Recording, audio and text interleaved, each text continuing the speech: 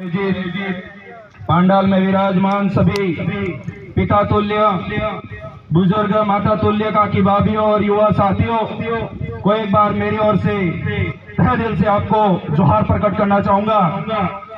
अपने इतनी और सबसे पहले उस आयोजन की टीम को भी आभार प्रकट करना चाहूंगा। आपने इतनी कड़ी मेहनत से कई सारे लोगों का, तो आज ये मैं कह सकता हूं कि आप जो फोटो और चीजें डाल रहे थे वो आधे से ज्यादा लोग तो इसको देख करके आ जाए कि एक बार देख तो ले हमारा बिल प्रदेश का जो प्रोग्राम हो रहा है, आदिवासी परिवार का जो प्रोग्राम हो रहा है वो कैसा है, आखिर देखना तो पड़ेगा। शायद मुझे लग रहा है कि ये वही भाई है जो ज्यादा सोशल मीडिया पर देखा और आते ही उस दृश्य को देखने लगे थे। आज समय का अभाव भी है, कुछ ज्यादा नहीं कहना चाहूंगा, पर फिर भी कुछ चीजें तो रख ही देनी पड़ेगी, क्योंकि सुबह से घर से निकला, यहाँ आते आते कई सारी चीजें दिमाग के अंदर ये आ गई कि आज तो साला कुछ भी हो जाए बोल के रहेंगे और बोलेंगे और इतना भी सबक देंगे उन लोगों को कि जो लोग हमें, हमारे प्रोग्राम को, हमारी विचारधारा को विफल करने के लिए जो एक छोटी छोटी वाहिनी बना करके जो प्रोग्राम आयोजित कर रहे हैं, उन लोगों को मैं सिर्फ सचेत करना चाहता हूं और चेतावनी देना चाहता हूं, अभी भी समय है, सुधर जाओ। क्योंकि फिर तो उसके बाद अगर इतने टाले दिए जाओगे कि जब मरोगे उस दिन ये प्रकृतिवादी एक भी इंसान आपको कंधे देने के लिए नहीं आएगा। ये मैं आज इस मंच से कहना चाहता हूं, क्योंकि आप लोग हमें इन जंगलों में रहते रहे थे हम, पर हमारी व्यवस्था के अनुसार हम रह रहे थे। कई सारे लोगों ने, पॉलिटिकल लोगों ने, धर्म विरोधी लोगों ने, कई सारे लोगों ने हमें अलग अलग नाम से पुकारा गया।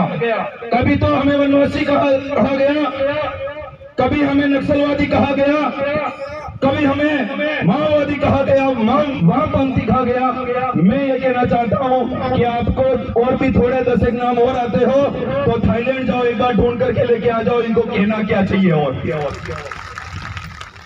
वो दिन दूर नहीं, ये आदिवासी परिवार की जो क्रांति है, उस क्रांति के मार्फत हम आपको ये कहना चाहते हैं कि हम आपको थाईलैंड की वापसी जरूर करा देंगे। ये बहुत दिन दूर नहीं है साथियों, क्योंकि बहुत सारे लोग इस घमंड में घूम रहे हैं कि हम जनजाति युवा सम्मेलन में जाकर के अपने आप को हिंदू बता करके हिंदू की जो पावर है उसको हम बहुत अधिक मात्रा में बता सकेंगे। वो दिन खत्म हो गए साथियों, वो दिन खत्म हो गए। अब तो आदिवासी परिवार नाम की एक विचारधारा जो है वो इतनी तेजी और तूफान की रफ्तार से चल रहा है, उस भवंडर के अंदर आ गए तो आपको भी आदिवासी कहना पड़ेगा। ये काम तय हो चुका है साहब।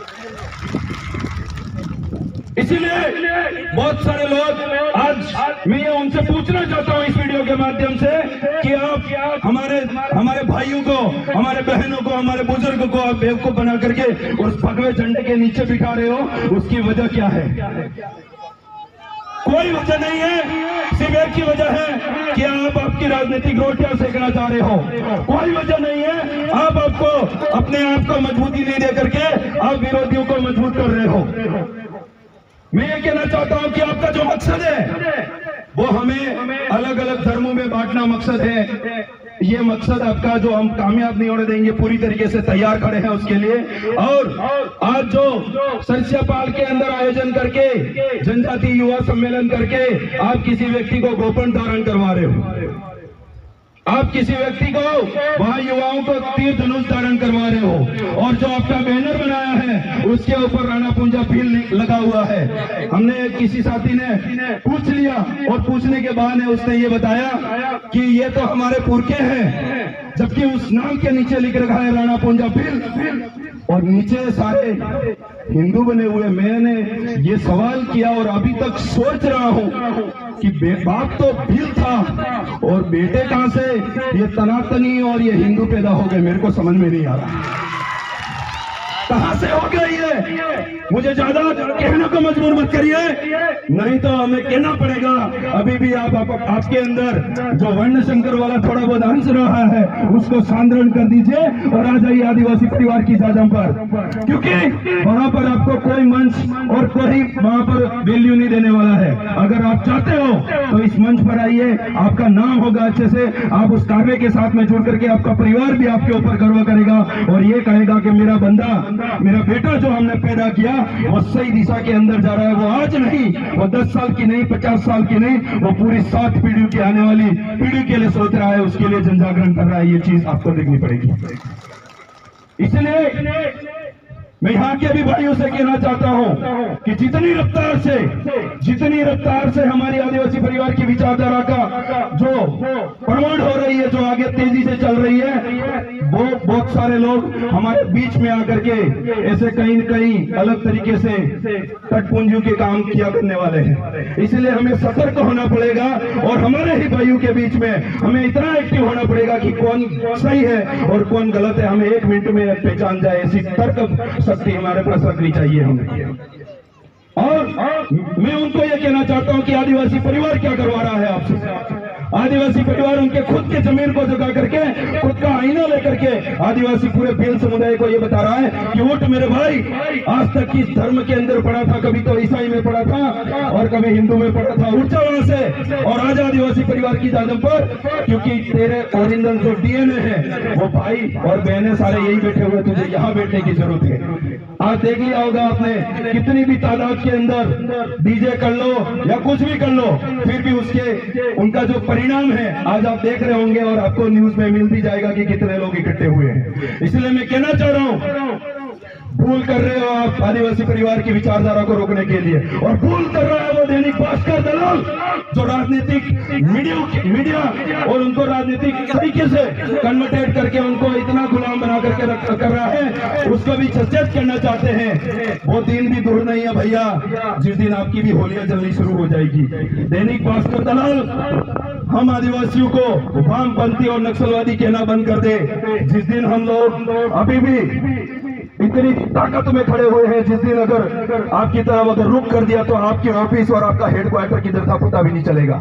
ये मैं कहना चाह रहा हूं यहां से, क्योंकि हमें बहुत ज्यादा इस तरीके से बांटा जा रहा है। कभी कभी हमारा जो भाई होता है वो हमारे सामने आ जाता है, नहीं मैं तो आदिवासी नहीं हूं, मैं तो ये हूं, मैं फलाना हूं, मैं ढिमका हूं, कर लेता है वो। पर उसे भी समझने की और समझाने की जरूरत है मेरे साथियों। इसलिए समय का अभाव है, चिट्ठी मिले उससे पहले ही मैं अपने वाणी को विराम देना चाहूंगा। पर जाते जाते एक बात कह रहा हूं, क्योंकि हाल ही में कुछ चीजें हमारे इलाके के अंदर हुई है। प्रसाद थाने के अंदर अगर आप सुन रहे हैं और समझ रहे हैं इस चीज को तो गौर करिए। पुलिस की आड़ में जो पॉलिटिकल लोग हमारे लोगों को मारने का काम कर रहे हैं, ये सवाल, ये क्वेश्चन मार्क उस पुलिस थाने के ऊपर मैं छोड़ करके जा रहा हूं। ये जवाब आप ही को देना पड़ेगा और उन्हीं को देना पड़ेगा, क्योंकि उस थाने के अंदर किसी व्यक्ति को, किसी भाई को झूठे मुकदमे में ला करके, जल्लारा से ला करके प्रसाद के अंदर बंद किया जाता है और रात भर में सूचना आती है उस व्यक्ति की मृत्यु हो गई है। मुझे तो ये समझ में नहीं आ रहा, हमारे बूट का लेस इतना किससे भारी आने लग गया कि उससे फांसी से फंदा लगा करके आदमी मर सकता है। अरे मूर्ख को कितना मूर्ख बनाओगे? आदिवासी समझ चुका है, समझदार हो चुका है। मैं क्वेश्चन मार्क उस पुलिस थाने के ऊपर लगाना चाहूंगा।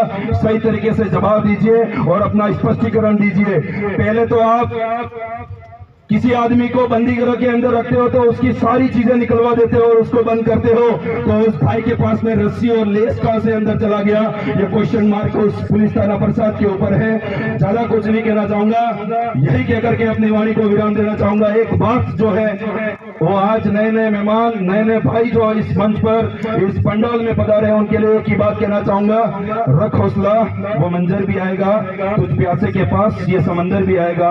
रख आदिवासी परिवार की जादम पर कदम, तुझे तेरा मंजर भी मिलेगा और मिलने का मजा भी आएगा। धन्यवाद, आभार जोहार, धन्यवाद, बहुत बहुत धन्यवाद।